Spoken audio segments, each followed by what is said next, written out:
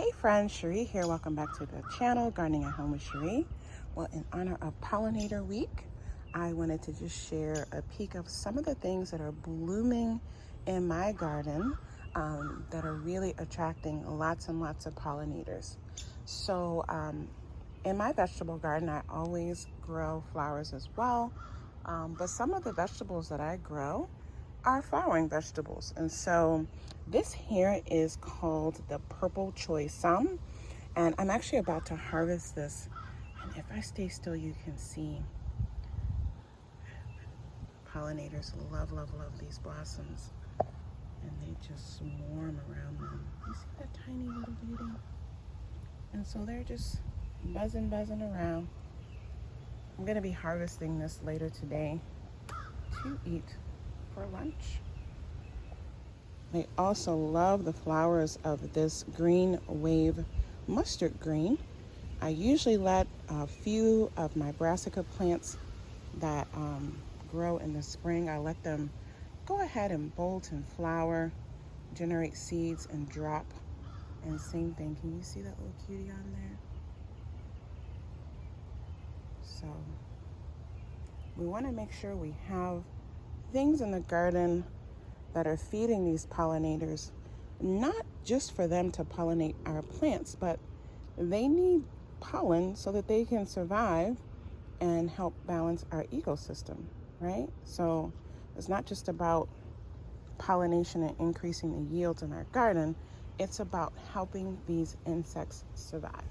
The strawberries also will attract all different kinds of pollinating insects. And the other thing I notice is that they like to come to the garden right when I water, because they're also they just need water sometimes. So you can see here, it's just resting on this tomato leaf, possibly using the water. I just watered. It's going to be a very hot day today, so I'll be out here watering a couple times today just to cool the plants off. I have a lot of newly transplanted plants out here as well, so I don't want them to go into shock from the heat. And yeah, and then soon I will have tomatoes flowers opening up. You can see that. Which plant is this? So this is one of my purple Cherokee plants. Here's another brassica. I think this is a broccoli rabe, I'm pretty sure. I'm gonna harvest this today.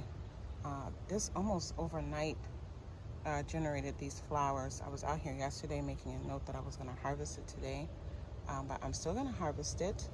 And then I have another one here, but again, you see the pollinators are enjoying hanging out on these yellow blossoms.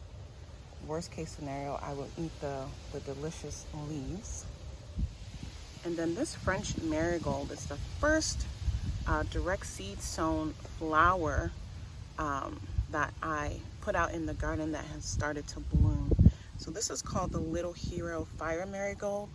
It's a petite French marigold, and I have these in lots of places throughout my raised beds.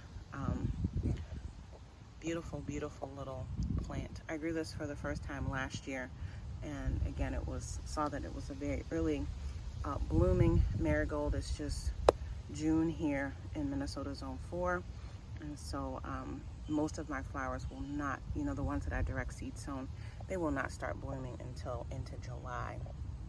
And so she is several weeks ahead of most of the flowers in my garden that I direct seed sow. Something else that's blooming that these pollinators love is the radish.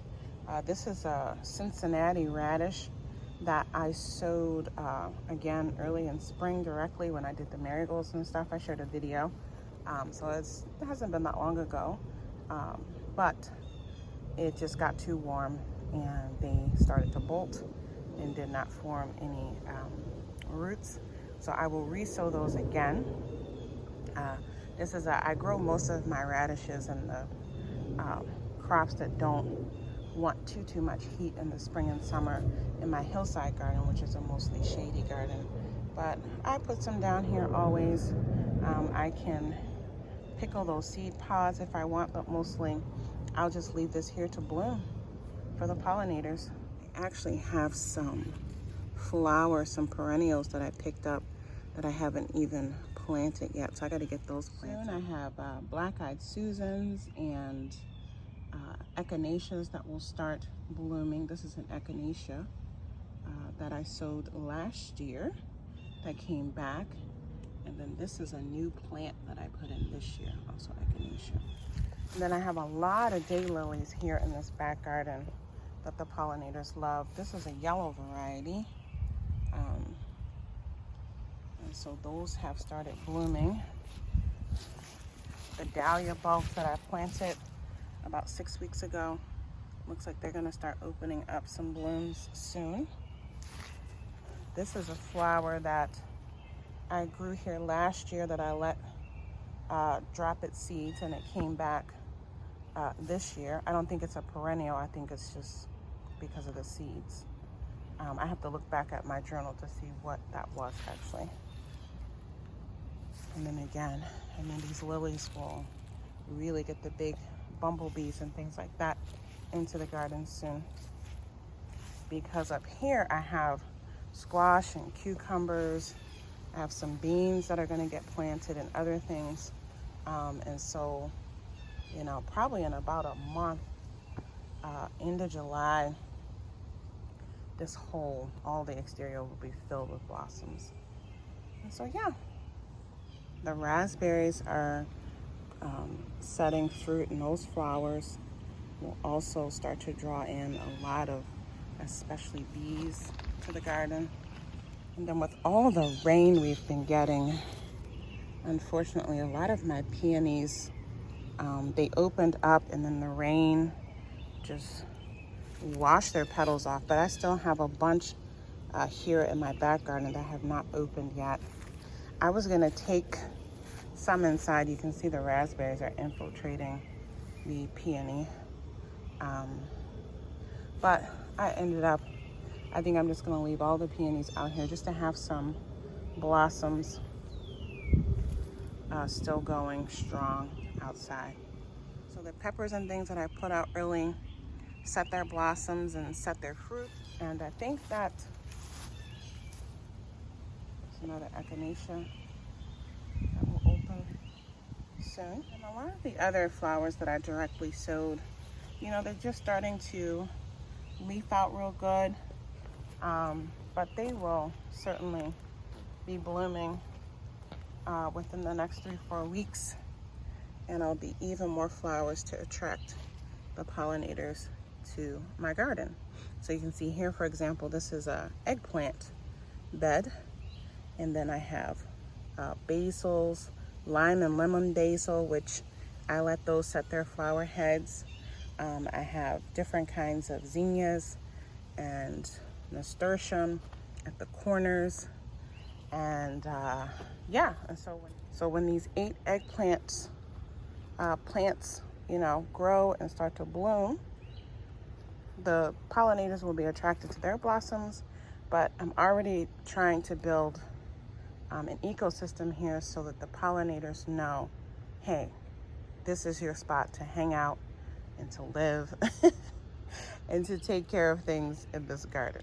Here's another marigold that is going to start to open its blooms soon on this last day of spring. Actually, again, here is the little hero again. So yes, the little hero is definitely the earliest blooming marigold in my garden. I'm excited to see some other varieties start to bloom soon. Let's see which one this is. Is this the same? This is the Safari Scarlet Marigold. You can see here it has the tiniest little